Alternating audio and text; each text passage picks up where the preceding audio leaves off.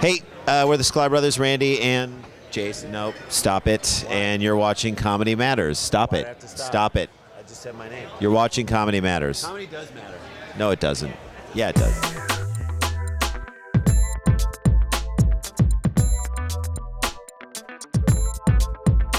Hey, so it's Jeffrey Gurian for Comedy Matters and the Just for Laughs Festival here in the lobby of the Hyatt Hotel.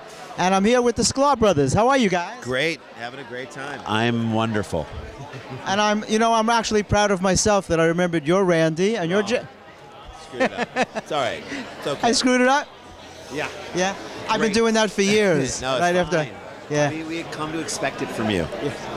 Tell me about Sklarboro Country. Yes. That's the name of your show, right? It's the name of our podcast. We've done like 100 episodes of the show, over 100. Not all here at the festival. No.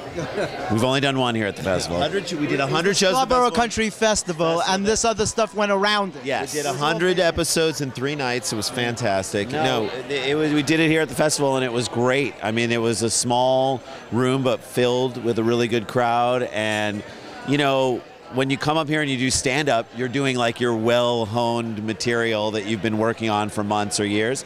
And when you do a podcast, we wrote it the day before yesterday, and then did material we've never said at all before. It was just exciting. Yeah, it was fun and exciting, and we had great people on it. Kurt Braunohler, He's one of the top 10 comics to watch. Yeah, I know. Hilarious. He's great. James Adomian, our buddy Dan Van Kirk, who does Mark Wahlberg on the show. He was amazing. And Rory Scovel. Another Scovel one. is getting a lot of buzz this year. He's great. So funny. So talented. Yeah. So you guys were originally New York guys. Yeah, we were started in New York. When did you leave to go to LA?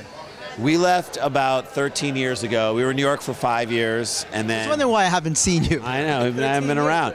Well, we did a show on ESPN called Cheap Seats on ESPN Classic, which shot in New York. So every 5 weeks, we were in New York for a week. And we stayed really connected to the comedy community back there.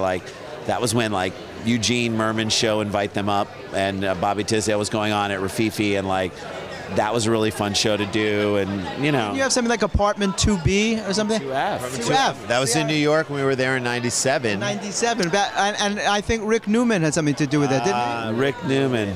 He was great. He didn't have anything to do with Apartment 2F, although we did a lot of work at Catch a Rising Star, and I love that place. And we kind of really honed and developed there. It was like one of the few clubs where you could do more alternative stuff. Maybe that's why I related you to Rick, because I remembered him telling me about Apartment 2F. I love him. Rick Newman, fantastic. He was great to us. I mean, we were starting out and kind of didn't even have 20 minutes. We had about 15 to 17 minutes, and he was just get up there, do 20. Push yourself beyond what you can do. He always gave us a stage. He believed in us, and great guy. Rick's always been supportive. He's in my new book that I just did with Chris Rock on the history of the comic strip. And he had Catch a Rising Star. It opened in the end of 72. They were right near each other. And the strip came along in 76. Yeah. And they, instead of being competitors, they actually helped each other. That's right. They did, and it was strange because there were 2 clubs on the Upper East Side, and a lot of people thought that's not going to work, but it was a credit to both clubs because they were both amazing.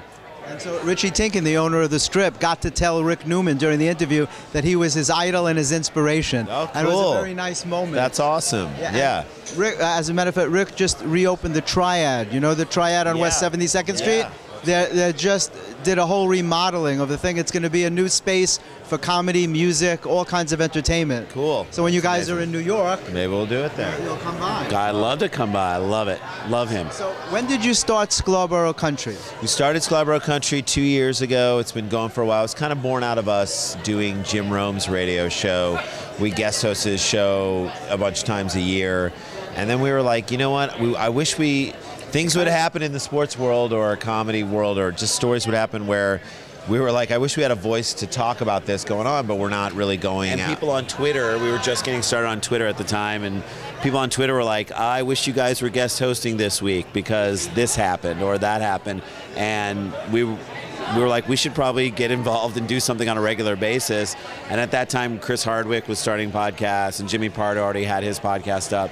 And people were saying, you guys would be great doing a podcast. You come from radio on some levels, and your voices and 2 voices like that in a podcast forum would be really neat. So Don't you love radio? There's such a freedom there. Yeah. Well, I love it more than television. But podcast is like even more freedom because no one's giving you any notes. There are no restrictions. You do what you want to do, and you say it the way you want to say it. You format it the way you want to format it. Spread out, and you almost think like the BBC. They have a lot of times they'll start a show as a radio show for a couple seasons, and then it develops into a TV show. So you have that time to start to develop recurring characters and bits, and the show like just grows organically over time without being like forced to develop super quickly. Right. So some of your shows are scripted. Is that what you were alluding to before? That you do? A big portion, yeah. I mean, Probably like the first 20 minutes of every show is pretty scripted, and then we'll do an interview with a guest, Kurt last night, and that's about 15, 20 minutes unscripted, just a regular interview.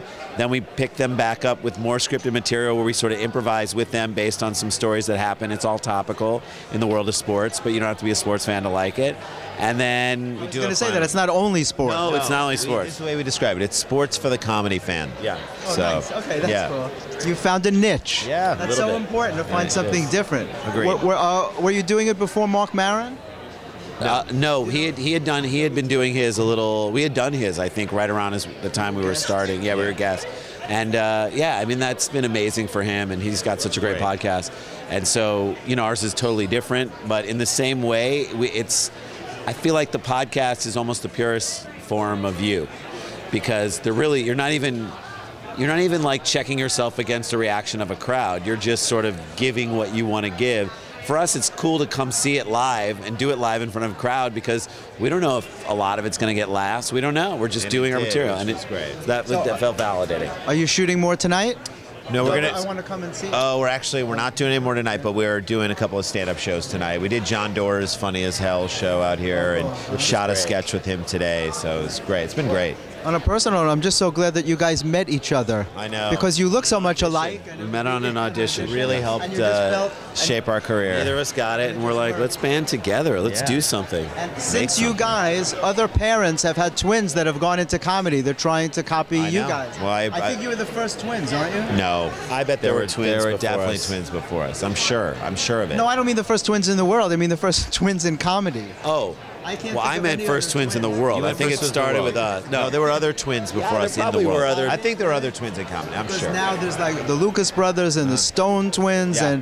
but you guys were the first, so I'm proud to have you on. Thank you. On our show on Comedy Matters TV, and at the 30th anniversary of Just for Laughs, it's very cool to be here. Right? Very, It's really very cool to be here. Great city, great festival. Love it. So I'm glad to see you guys, Thank both you, of you. Jeff.